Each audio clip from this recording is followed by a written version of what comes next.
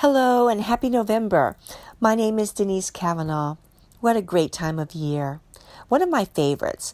It's not to the point where it's that magical time yet. For me, that's December. But it's sure a wonderful time to be grateful, thankful for friends, family, giving back.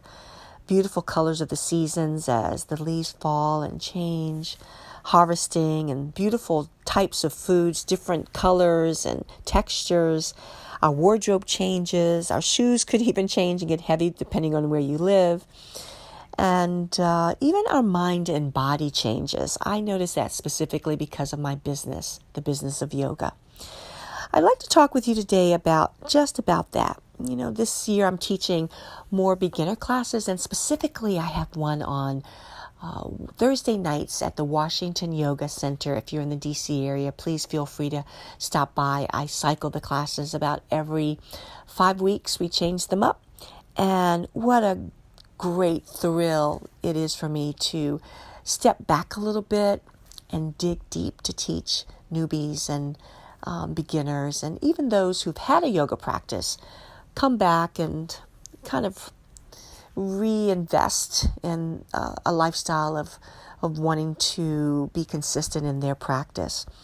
I don't know if you remember the first time you stepped on the yoga mat, but I sure do. Boy, it was such a scary feeling. And I see that in my yoga students, some who do begin for the first time, and it's like kind of deer in the headlights kind of thing. Well, the first thing I try to do is give them a hug and reassure them that there's nothing to worry about. I got their back, so to speak. But after settling into the classes, the first thing that I always try to help new yoga students to do is to map out their body. So today our conversation is just about that, finding and discovering the edges of our practice, knowing when to pull back and knowing when to maybe give a little bit in the practice. I've been conducting these meet and greet sessions lately for my upcoming teacher training class. And one of the potential teachers mentioned that she heard a yoga teacher say, hey, give it some more and go deeper. And you've got more than that. And, really pushing the yoga students. So this particular potential yoga teacher had asked, is that a style that we learn in teacher training, how to push people beyond their limits? And of course, I'm here to tell you that that's something that we do not learn in teacher training classes. Hopefully we don't learn those things. We learn quite the opposite. We learn, and we're in the business of helping people to find comfort in their yoga practice, in their classes. It's this motion and this moment of feeling, this emotion that comes over our body when we seem to go over the capacity and of what our body, of the comfort zone, so to speak. We have a minimum edge and we have a maximum edge. That maximum edge might feel like we're falling off of a cliff. And who wants to feel that way? So let's take our downward facing dog position for a moment. A downward facing dog is a pose that we do quite often in a yoga class. In a typical vinyasa session, we might do it 4 or 5 times, 6 or 7 times, it depends.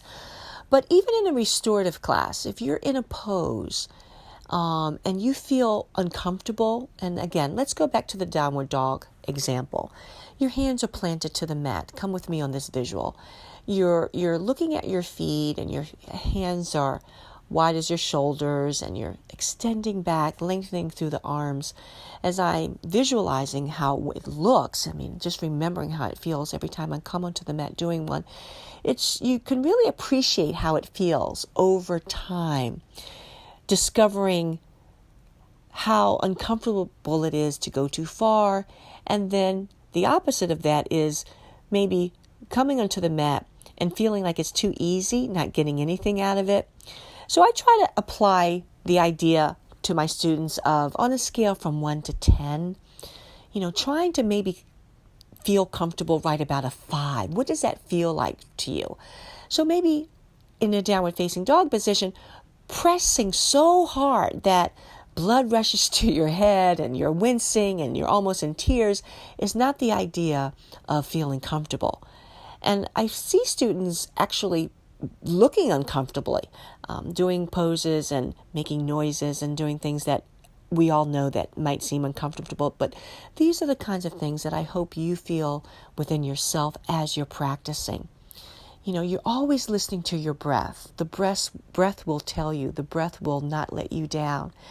When your breath starts to increase, going back to that downward facing dog position as an example, that's an inversion. So in that pose, if you feel the energy and the blood flow to your head, and if you feel quite uncomfortable, you might want to bend your knees and come down and rest for a moment in your balasana, in your child's pose. Going back to your downward facing dog after that for a few more breaths, listening to your breath, deepening with the breath, appreciating the pose for what it is, checking your alignment. And then once you're there, holding the position for a moment, any position, this should be, this idea will carry you through for every position, everything that we do on the mat and hopefully off the mat. Finding that balance, that true existence of what you have within your body. We all have this blueprint of a body, but each and every one of us has strengths different from another. Okay, and so you're finding that strength, your own personal strength. As teachers, it's our job to guide you there. But students have a responsibility as well. Even if you've just stepped on the mat, you know what feels comfortable and what doesn't. And of course, where it's awkward in the beginning, it's supposed to be. Okay, those are those hurdles that we learn to jump over and get over. And through consistent practice, the next thing you know is you have that sense of accomplishment, that sense of I got it, and that sense of growth and strength. That's what you'll find when you come to the center and balancing your body, never being asked to go beyond. Never even ask yourself to go beyond. Listen to your body, listen to your heart, and stay true to that. I promise you, you'll win out in the end. I hope these few tips will help you grow your practice, and I hope to see you soon on the mat. If you have any questions of me, please feel free to email me, reach out, DeniseCavanaugh.com. I love to hear from you. Have a wonderful Thanksgiving. Love and light.